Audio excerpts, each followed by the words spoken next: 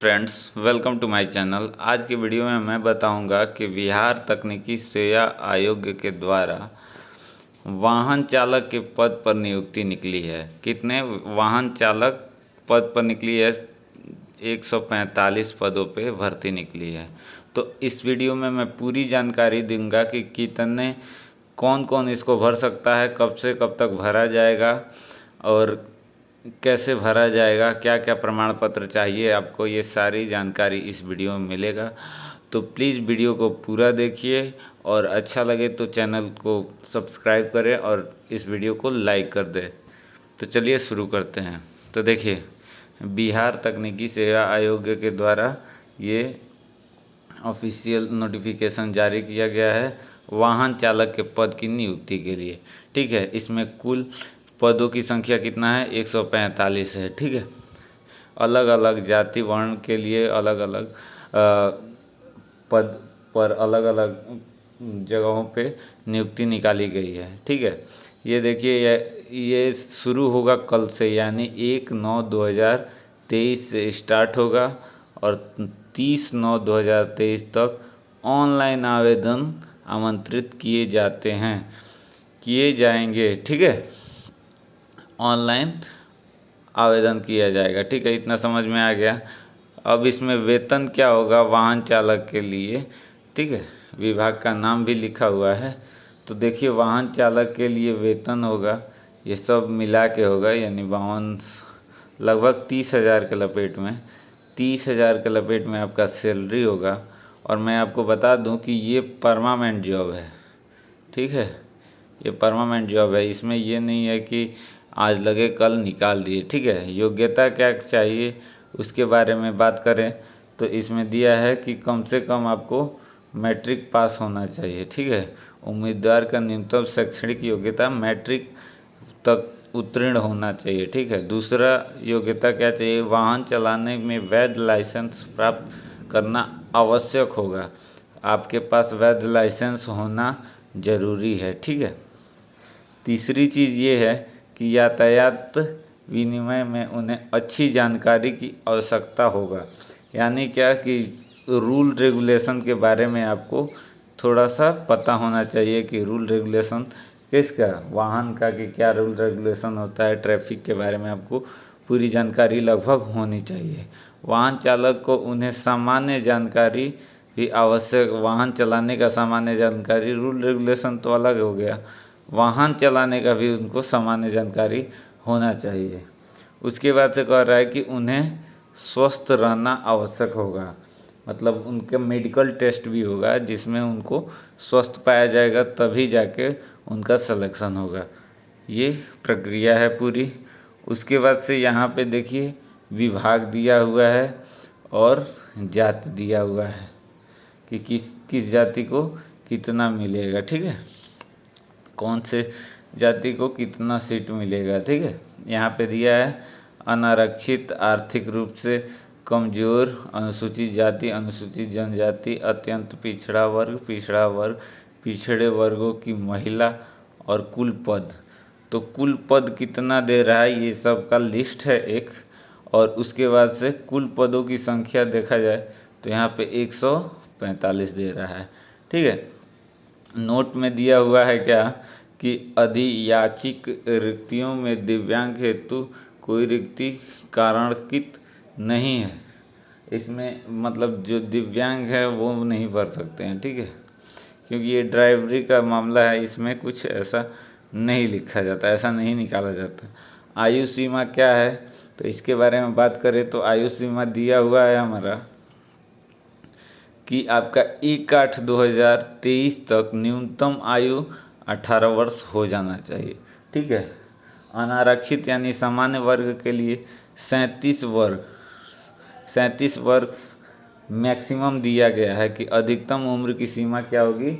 37 वर्ष होगी। यानी उससे ऊपर अगर आपका उम्र हो गया है तो आप इसमें बहाल नहीं कर सकते। कौन से? सामान्य वर्ग के। और सामान्य वर्ग की महिलाओं के लिए 40 वर्ष दिया गया है। ठीक है, पिछड़ा वर्ग, अत्यंत पिछड़ा वर्ग और के पुरुष और महिला के लिए 40 वर्ष दिया गया है।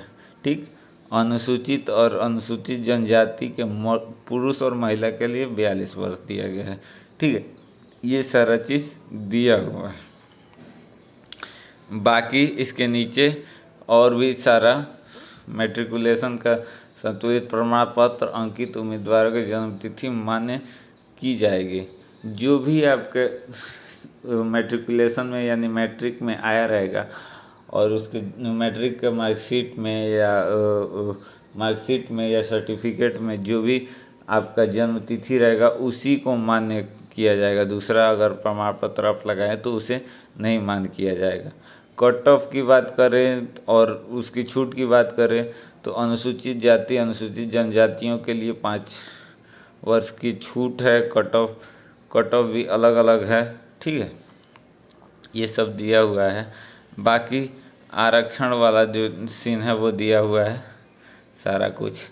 आगे चले तो कौन कौन से जाति और कोटि का दिया हुआ है ये सारा दिया है। अब उसके बाद से आपको बता दें कि इसमें आवेदन शुल्क कितना लगेगा।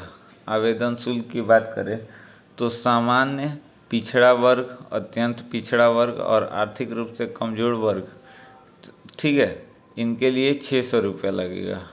ठीक है, अनुसूचित जाति अनुसूचित जनजाति जो बिहार राज्य के अस्थायी निवासी हैं उनके लिए 150 रुपया लगेगा। ओके, उसके बाद से कह रहा है अनारक्षित वर्ग की महिला उम्मीदवार बिहार राज्य की अस्थायी निवासी होना चाहिए तो उसके लिए 150 रुपया लगेगा। ठीक है, उसके बाद से दे रहा है कि राज्य के बाहर के उम्मीदवार चाहे वे किसी भी वर्ग के हों, ठीक है, किसी भी वर्ग के हो, महिला हो या पुरुष हो, तो उनको कितना देना पड़ेगा, 600 रुपया ही देना पड़ेगा। ठीक है, वो किसी भी जाति के हों तो उनसे कोई मतलब नहीं है। जो राज्य के बाहर यानी बिहार राज्य से बाहर का कोई भरना चाहता है तो उसे 600 रुपया ऑनलाइन आवेदन शुल्क देना होगा। ठीक है, यहाँ तक समझ में आया आपको। आगे चलते हैं, आगे में क्या क्या चाहिए आपके लिए वो चीज़ें यहाँ पे दी हुई है। ठीक है, और ये एक चीज़ मैं बता दूं कि ये टेस्ट 2 चरणों में होगा।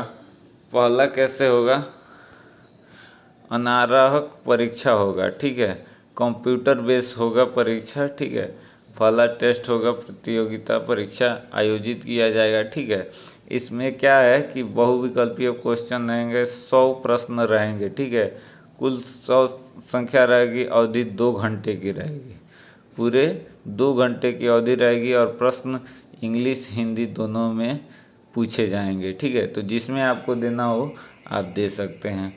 दूसरी चीज़ इसमें कह रहा है कि नकारात्मक निगेटिव मार्किंग भी है। ठीक है, तो इसमें दे रहा है कि 0.25 यानी एक गलती होगा तो 0.25 नंबर कटेगा। यानी कहने का मतलब ये है कि अगर 4 क्वेश्चन आप गलत बनाते हैं तो आपका 1 नंबर कट जाएगा। ठीक है, ये चीज़ समझना होगा आपको। उसके बाद से पाठ्यक्रम में सारा चीज़ किससे होगा, वो जितना भी टेस्ट होगा कंप्यूटर बेस्ड टेस्ट होगा, ये CBT होगा। ठीक है, ये इतना ध्यान में रखिएगा।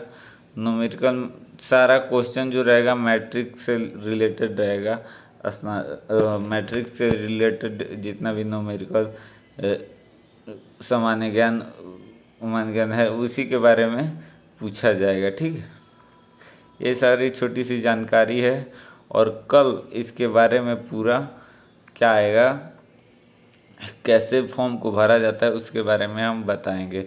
ठीक है, कुल देखिए कंप्यूटर बेस्ड परीक्षा, एक चीज़ और बता दे रहे हैं यहाँ पे, देखिए दे रहा है कि कंप्यूटर बेस्ड परीक्षा में आपको 75 अंक आएगा और जो आपके वाहन के बारे में जो भी पूछा जाएगा, अनुभव, अगर हर 5 अंक मिलेंगे प्रत्येक साल पर। ठीक है, अगर 5 साल का है तो आपको 25 नंबर मिलेंगे अधिकतम, इससे ज़्यादा आपको नहीं मिलेगा। तो ये छोटी सी एक जानकारी थी जो मैंने आपको दे दिया है।